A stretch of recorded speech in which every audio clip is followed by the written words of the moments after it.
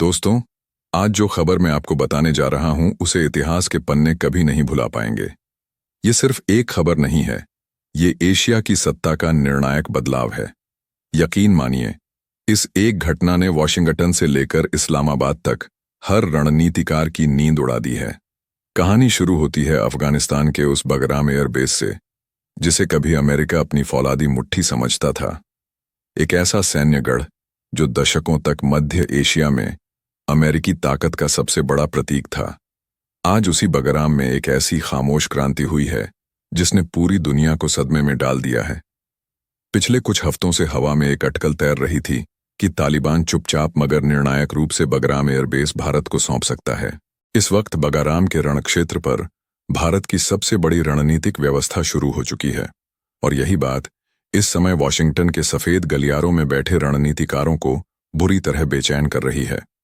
सोचिए, वो अमेरिका जिसने इस इलाके को दशकों तक अपने नियंत्रण में रखा, जिसने अरबों डॉलर फूंक कर इस बेस को खड़ा किया, आज देख रहा है कि उसकी छोड़ी हुई दुनिया की सबसे महत्वपूर्ण रणनीतिक जगह अब भारत की नई और दृढ़ कूटनीति के तहत एक नई ताकत का केंद्र बन चुकी है। यह सिर्फ एक एयरबेस का मामला नहीं है, यह उस पूरे भू राजनीतिक संतुलन का स्पष्ट और कड़ा संकेत है जो अब निर्णायक रूप से बदलने वाला है। अब भारत ने बता दिया है कि एशिया में खेल सिर्फ पश्चिमी ताकतों के हिसाब से। पाकिस्तान हमेशा से ही अफगानिस्तान को अपनी स्ट्रेटेजिक डेप्थ यानी रणनीतिक गहराई मानता आया है। उसका सपना था कि वह अफगानिस्तान को अपने पिछवाड़े की तरह इस्तेमाल करेगा, पर अब उसे साफ दिख रहा है, अगर भारत ने बगराम में इतनी मजबूती से अपनी जड़ें जमा लीं तो उसका यह सपना हमेशा के लिए खत्म हो जाएगा। यह पाकिस्तान की विदेश नीति की अब तक की सबसे बड़ी और शर्मनाक हार है। लेकिन यह सब ऐसे ही नहीं हुआ।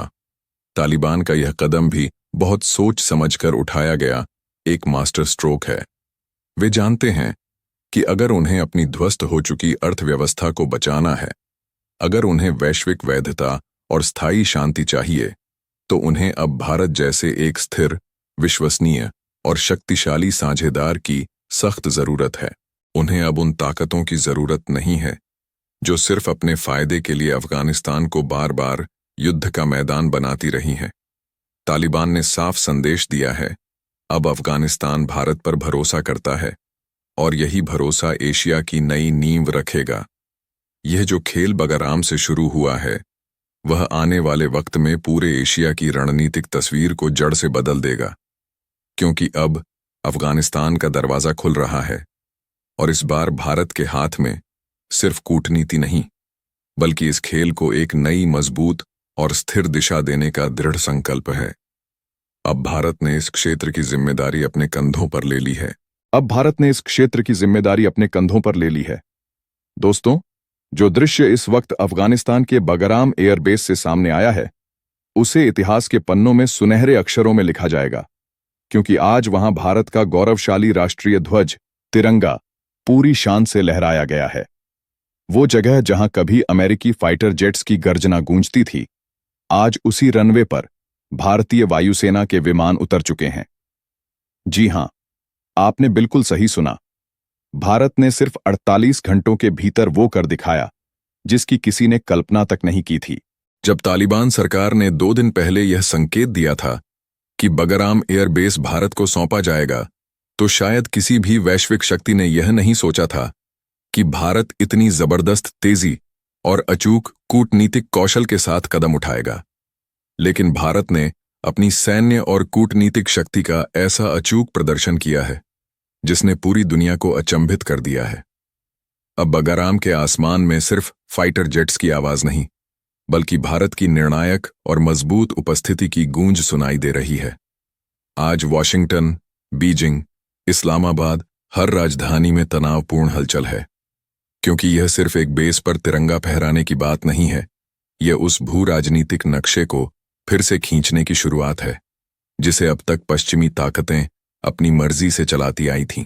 और जब भारत जैसी एक उभरती हुई महाशक्ति अपने झंडे के साथ किसी अत्यंत रणनीतिक जगह पर इतनी तेजी से पहुंचती है, तो इसका मतलब साफ होता है, अब खेल बदल चुका है और मैदान पूरी तरह से भारत के नियंत्रण में आ चुका है। लेकिन कहानी में एक काला रहस्य छिपा है जिसे जानना बहुत जरूरी है।